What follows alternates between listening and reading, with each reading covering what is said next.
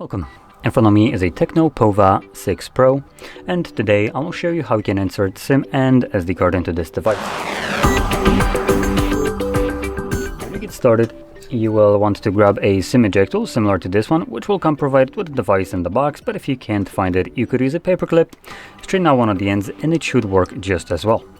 Next, if you have some kind of case on your device, you will need to remove it, as the tray is located on the top left side of the device, right here where the pin is holding right now. You want to push it in, okay, and you will see that the tray pops out enough for you to be able to grab it and pull it out.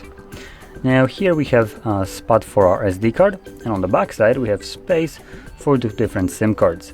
Now I don't have a SD card to actually showcase this with, but you just clip it on in here and make sure it's clipped in all the way. It does have these retention little plastic right here that should hold the card in place.